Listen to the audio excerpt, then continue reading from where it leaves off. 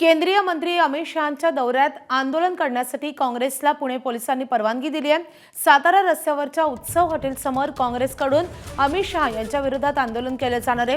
दिल्लीत जंतर मंतरवर विद्यार्थ्यांवर झालेल्या लाठीचार्ज आणि विद्यार्थ्यांवर दाखल करण्यात आलेले गुन्हे या विरोधात काँग्रेस अमित शहांच्या विरोधात त्यांच्या दौऱ्यादरम्यान आंदोलन करणार आहे। पुणे काँग्रेस कमिटीने अमित शहांच्या दौऱ्याच्या मार्गावर म्हणजेच 7 लव चौकामध्ये आंदोलनासाठी परवानगी मागितलेली होती, मात्र पोलिसांनी दौऱ्यातील मार्गावर परवानगी न देता आता उत्सव हॉटेल समोर आंदोलनासाठी परवानगी दिलेली आहे।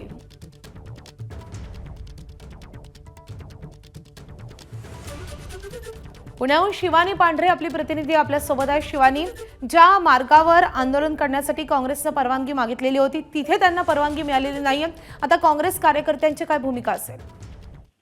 बरोबर, आपण जर बघितलं तर मागील काही दिवसांपासून काँग्रेस भाजप विरोधात आक्रमक झाल्याचं पाहायला मिळतंय आणि एवढंच नाही तर जंतर मंतरवर जो काही प्रकार घडला त्याच्या विरोधात देशभर काँग्रेसने आंदोलनं केली आहेत। त्यातच आता 1 ऑगस्टला म्हणजे उद्या लोकमान्य राष्ट्रीय पुरस्कार जो आहे तो देण्यासाठी अजित पवार यांना जाहीर केलाय, तो देण्यासाठी अमित शहा पुढे दौऱ्यावर असणार आहे आणि याच दौऱ्यादरम्यान काँग्रेसनं विविध ठिकाणी आंदोलनं पुकारली होती, मात्र काँग्रेसने 7 लव चौकात आम्हाला आंदोलनासाठी परवानगी द्या असं पोलिसांकडे मागणी केली होती। पोलिसांनी ती मागणीची जी प्रत आहे ती रिसिव्ड म्हणून ऍक्सेप्ट करून घेतली, मात्र त्याच्यानंतर पोलिसांनी काँग्रेस कमिटीला जे आहे ते 7 लव चौकात म्हणजे अमित शहांचा रिट्स कार्लटन हॉटेल पासून तर ज्या ठिकाणी पुरस्कार वितरण सोहळा होणार आहे कटारी हायस्कूलमध्ये या रस्त्याच्या दरम्यान त्यांचा जो दौरा असणार आहे त्या कुठल्याही दौऱ्यात त्यांना परवानगी दिलेली नाहीये, तर त्यांनी त्याच्याच समोरच्या चौकात असलेल्या उत्सव चौकात सातारा रोडवरच्या उत्सव चौकात काँग्रेसला सध्या परवानगी दिलेली आहे।